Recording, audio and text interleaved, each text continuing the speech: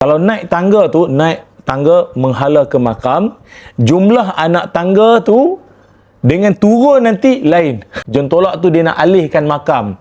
Sebab bila nak buat jalan, makam tu dia seolah-olah duduk di tengah-tengah jalan. Jadi nak dialihkan makam itu.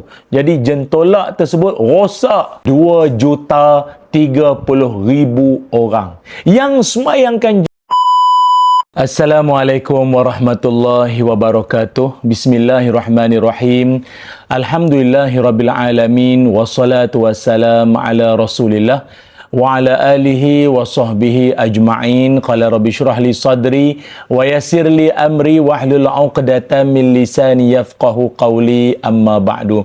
Alhamdulillah, syukur kepada Allah Subhanahu wa taala dengan izin ketentuan kasih sayangnya dapat sama-sama kita bertemu pada video kali ini. Terima kasih semua sahabat penonton, follower, viewer, sharer, apa lagi subscriber sekalian. Moga dirahmati Allah, diberikan umur yang panjang, diberikan kesihatan yang baik-baik semuanya. Amin ya rabbal alamin. Saya ingat mungkin semua dah tahu dah bahawa ni saya ke Singapura, dan sebenarnya banyak kali dah saya pergi ke Singapura tu untuk ceramah, program sana sini di masjid sama dengan jamiah. Tapi baru kali ni saya berkesempatan, berpeluang untuk nak ada masa nak ziarah ke makam yang disebut-sebut orang. Maknanya kalau pergi ke Singapura ni, itu antara lokasi yang kata orang kalau tak pergi tu memang tak sah lah. Kena singgah juga. Lagi-lagi pula kita yang pencinta sejarah, pencinta ilmu, pencinta para alim ulama ini, memang destinasi yang sangat-sangat sesuai. Iaitu saya pergi ke makam Habib Noh. Makam Habib Noh di Singapura yang dianya berada berhampiran dengan Masjid Haji Muhammad Saleh. Masjid Haji Muhammad Saleh di Palmer Road. Kawan-kawan semua, Habib Noh yang juga dikenali sebagai atau namanya Said Noh bin Said Muhammad bin Said Ahmad Al-Habsyi.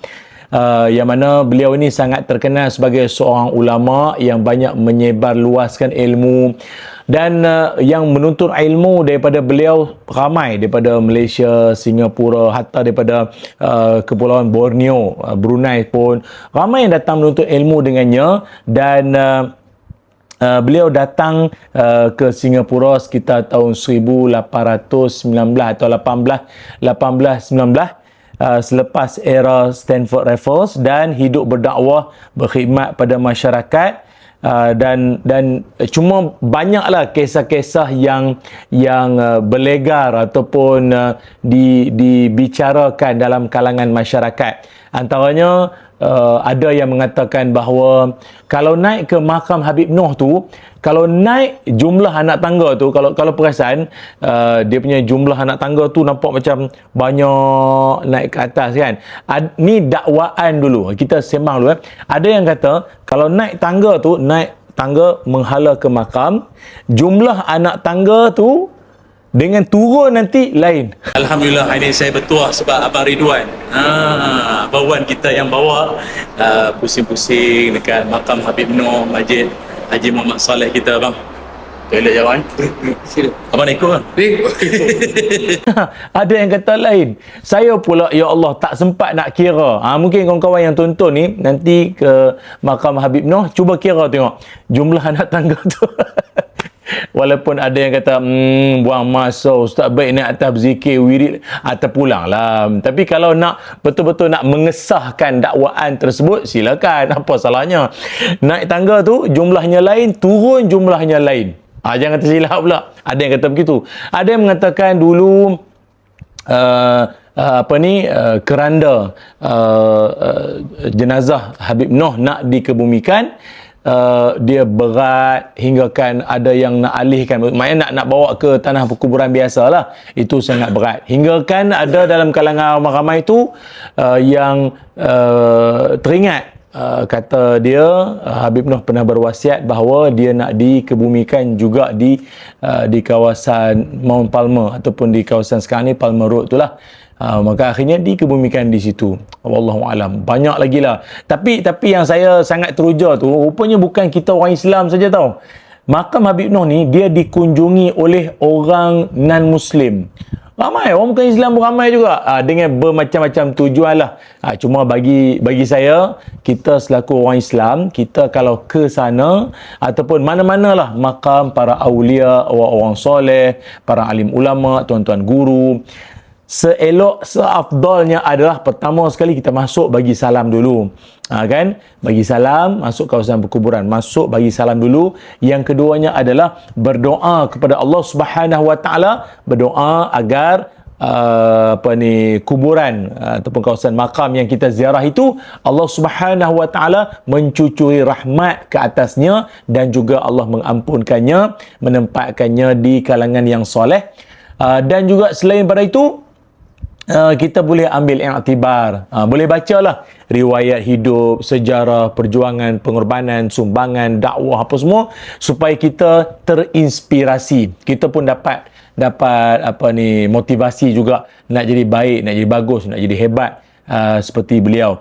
Tapi dalam banyak-banyak kisah tu, kisah paling terkenal sekali dakwaan masyarakat menceritakan, iaitu ketika kawasan di Palmer Road tu lah nak dibangunkan, era sekitar hujung 80-an gitulah, wallahu a'lam. Maknanya dia ada jentolak tu, masa tu jentolak tu dia nak alihkan makam. Sebab bila nak buat jalan, makam tu dia seolah-olah duduk di tengah-tengah jalan. Jadi nak dialihkan makam itu. Jadi jentolak tersebut rosak, tu juga rosak. Tu dia. Dengan izin Allah Subhanahu Wa Taala, dengan kekuasaan Allah. Dan ini bukan benda baru saya dengar. Di beberapa negara yang pernah saya jejaki, yang saya dah sampai, di Mesir pun pernah, di Turki pun pernah. Kisah yang kurang lebih sama saja. Maknanya makam orang-orang soleh, waliullah ataupun orang-orang alim ini nak dialihkan atas sebab pembangunan dan juga nak bina jalan raya. Tapi macam-macam jadi dengan jentolak tu, rosak lah. Ada sahaja yang seakan-akan perkara tersebut tak dapat dilaksanakan. Kan, jadi sebab tu kalau kawan-kawan pergi ke Singapura pada hari ini, dekat Palmer Road tu, jalan dia seolah-olah macam dia ada macam lencongan sikit. Bukan lencongan, macam lalu tepi sikit. Sebab jalan tu asalnya straight. Tapi sebab ada makam kat tengah tu, jadi makam tu tak dapat nak dialihkan. Banyak faktor dan macam-macam cerita yang kita dengar tu lah. Jadi akhirnya jalan tu dia jadi dia menyerong ke tepi. Macam tu. Sejarah yang sangat-sangat memberikan kesanlah bagi kita. Tapi akidah kita sebagai orang Islam, ingat tu. Kita percaya bahawa orang-orang alim, orang soleh ini adalah mereka yang senantiasa banyak amalan, dekat dengan Allah Subhanahu Wa Taala, dan juga disebut apa dalam Quran, innama yakhshallaha min ibadihi ulama, hanya sahaja orang yang sangat takut kepada Allah itu adalah orang alim, para alim ulama, orang berilmu.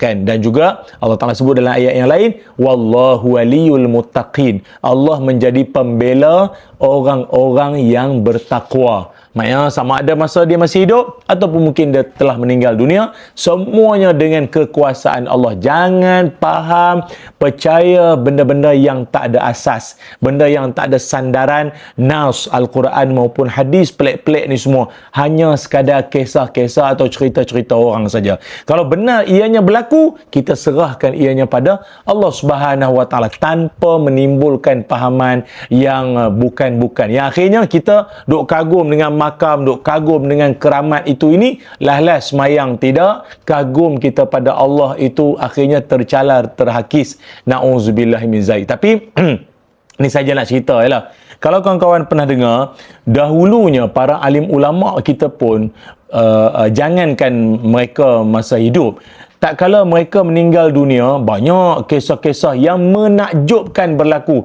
Saya ambil contoh, kalau mungkin sahabat-sahabat pernah dengar kisah Imam Ahmad bin Hanbal. Imam Ahmad bin Hanbal rahimahullah adalah seorang ulama sangat terkenal lah.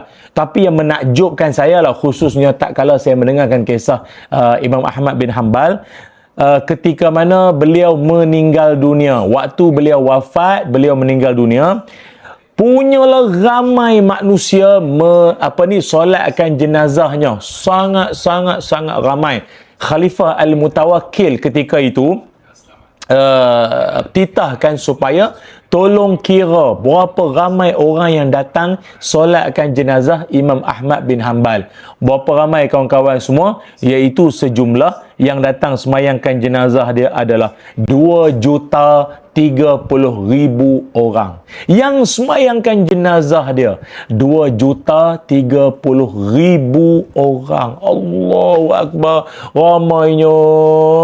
Kadang-kadang daripada situ Allah Subhanahu Wa Taala mengangkat darjat dan kedudukan seseorang hambanya walaupun dia telah pun meninggal dunia. Ataupun mungkin sahabat-sahabat pernah dengar kisah Imam Abdul Rahman Al-Auza'i. Imam Abdul Rahman Al-Auza'i juga seorang yang bagi saya sangat teruja saya dengar kisah dia. Ini semua cerita masa mereka dah meninggal ni.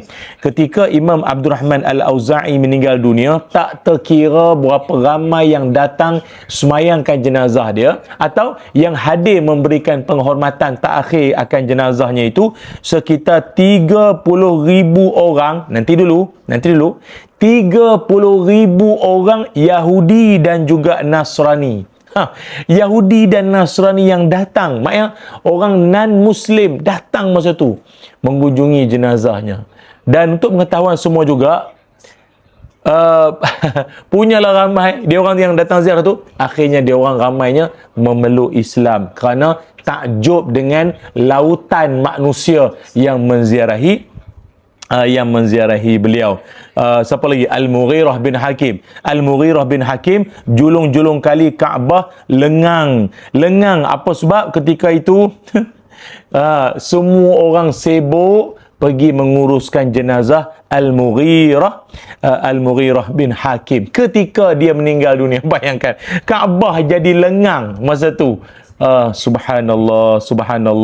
Maknanya banyak lagi lah kisah-kisah para awliya Allah yang sangat mengagumkan kita ini. Namun apa-apa pun kita serahkan ianya kembali kepada Allah. Kekaguman kita, rasa takjub kita, teruja kita, kerana semuanya tak akan berlaku kecuali dengan izin Allah. Innallaha ala kulli syai'in qadir. Wallahu alam. Terima kasih semua. Semoga ada rezeki, lain-lain kesempatan kita sembang-sembang lagi. Assalamualaikum warahmatullahi wabarakatuh.